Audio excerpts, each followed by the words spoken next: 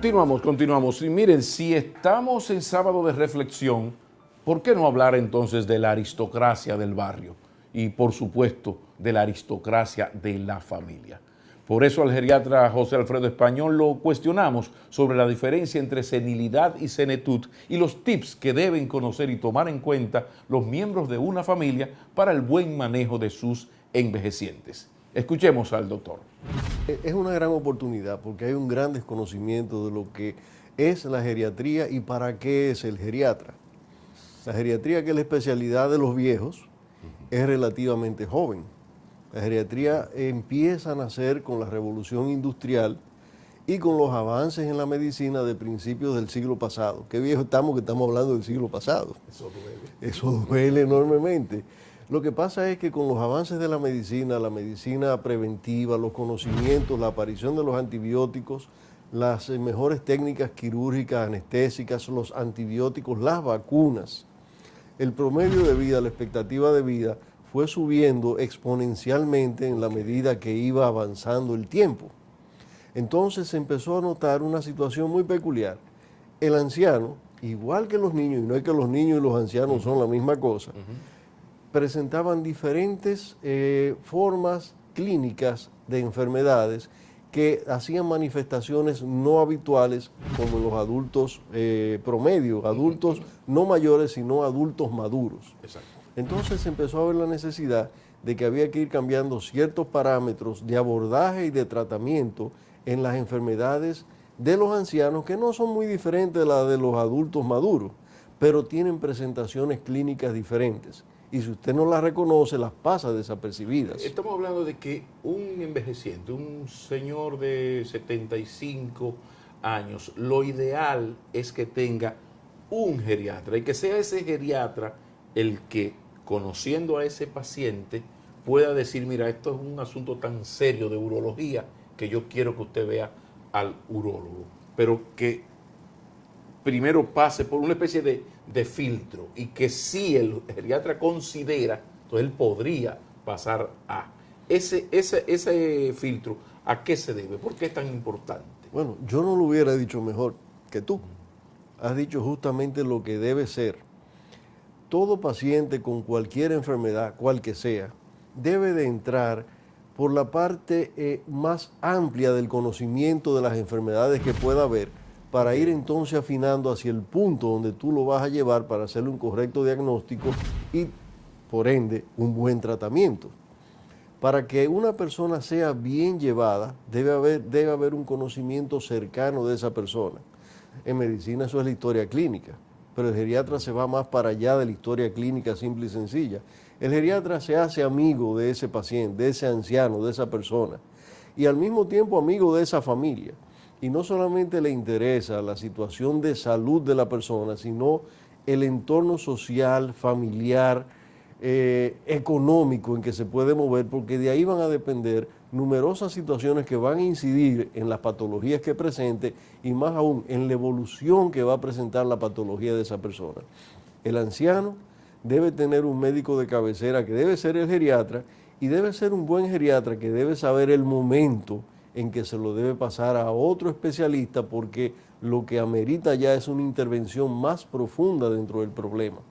La geriatría en República Dominicana, porque a partir de lo que has explicado, óyeme, es que es un asunto sumamente fundamental. ¿Cuáles peligros pueden existir en el hecho de que un señor, 90 años, tiene un problema digestivo, urológico, lo que sea, y vaya, que ocurre en la inmensa mayoría de los envejecientes, y vaya donde ese especialista que le aplique la lógica del adulto? Es un excelente especialista, no estamos diciendo que, Sí. que el gastro, el cardio, el endocrino son malos, no, son excelentes, todos son buenos en sus respectivas áreas. Es que estoy hablando del envejeciente de 91. Pero viene. no, y aún así, hasta menos de ahí, porque ahorita tendremos que hablar que el envejecimiento es asincrónico.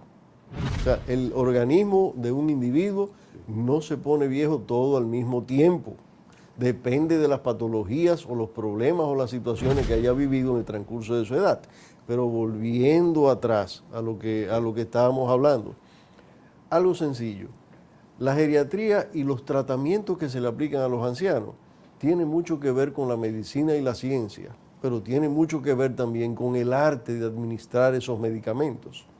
Una dosis podría ser en un anciano tóxica cuando no lo es en un adulto maduro. Eso pasa mucho con los medicamentos cardiotónicos. Por ejemplo, la digital, que se usa mucho en los pacientes ancianos, sí, es un medicamento de amplio uso, lo usamos todos en su debido momento por debidas situaciones. Pero en el anciano la intoxicación por digital es relativamente frecuente si no tomamos en cuenta que le estamos dando diuréticos, si no estamos teniendo en cuenta que tiene una enfermedad renal, si no tomamos en cuenta que puede tener una enfermedad hepática. Entonces, con la mejor de las buenas voluntades, podríamos estarlo sobremedicando, y al sobremedicarlo vamos a tener efectos secundarios indeseables. Entonces, en el anciano, ahí viene la parte del arte, es usted saber el efecto que usted busca con la menor cantidad posible de medicamento que usted va a usar. En esa misma situación, como en el anciano se suelen usar varios medicamentos al mismo tiempo, porque la pluripatología, o sea, las múltiples enfermedades son la regla, usted tiene más oportunidad de crear efectos secundarios indeseables, porque usted necesariamente, no porque quiera, sí, le está dando 3 o 4 medicamentos al mismo tiempo. Entonces usted debe buscar la menor dosis posible que le ofrezca el resultado clínico que usted desea de esa enfermedad. El tema del Alzheimer, de la senilidad, de la senectud, ¿qué es y qué no es estas cosas? Bueno, saquemos el Alzheimer. Hay mucho de leyenda en esto. Saquemos el Alzheimer y vamos a hablar de senilidad y senectud. Okay. Porque son dos cosas que se usan indistintamente, pero son completamente diferentes. Como hablamos al principio, el envejecimiento es asincrónico. O sea, yo puedo tener ahora mismo lo que tengo, 60 años al contado. Pero ¿qué pasa? Que yo me hice hipertenso a los 40. Entonces, yo tengo 60 años de edad cronológica, pero soy hipertenso de los 40, entonces mi corazón podría tener una edad mayor, mis vasos sanguíneos una edad mayor. Me hice diabético también. Tengo mis 60 años, pero mi organismo, mi corazón, mi cerebro, mis riñones, mis ojos, que son los órganos diana, pueden tener una edad mayor. Entonces, eso es la sincronía del envejecimiento. Ahora bien, senectud, suena bonito como dominguero para ponerlo en el periódico y hablarlo en el programa. Sí.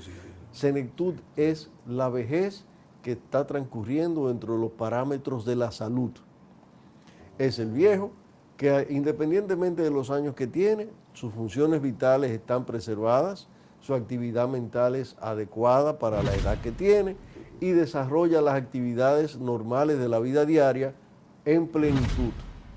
Eso es senectud. Okay. El caso que comentábamos al margen ahorita, sí, el señor que se me murió de 103 años, era un anciano senecto. Era una maravilla, una persona para disfrutarla. ¿Y cómo hacer la diferencia? En la diferencia, el mismo la misma persona te la manifiesta en sus actividades. Una persona que es responsable de sí mismo y de su entorno, que no está enfermo, limitado, que se mueve libremente, que hace todo lo que hace un ser humano normal de 40, 50 años. Pero ese señor de 80 años está haciendo su vida normal. Tengo ejemplos de 90 y pico que están maravillosamente bien, divertidísimos. Ahora, senilidad es la vejez que transcurre dentro de los parámetros de las enfermedades. El deterioro cognitivo. Incluido lo cognitivo. A la gente le gusta mucho el Alzheimer. A mí no me gusta tanto, porque todo el mundo parece que quiere tener o le gusta que alguien lo tenga. Las demencias, de las cuales el Alzheimer en el anciano es de las más frecuentes, está imbrincada con muchas cosas y puede ser una demencia vascular. Se parece muchísimo al Alzheimer, salvo que es más benigna, la evolución es más lenta, da más tiempo, el paciente se deteriora menos. En el Alzheimer el deterioro suele ser más rápido, la persona pierde más rápidamente la facultad y finalmente no el Alzheimer en sí mismo, sino sus consecuencias se lo lleva de este mundo. El vascular suele ser más benigno. Por eso lo invitamos. Muchas gracias. Muchísimas gracias. El doctor José Alfredo Español ha estado con nosotros hablando de qué? De nuestros queridos. Muy buenas. se puede criticar el sistema y decir, eso es antidemocrático. Si se ve como un todo, efectivamente podría resultar antidemocrático, porque una persona que ganó el voto popular termina no siendo escogido presidente de la República.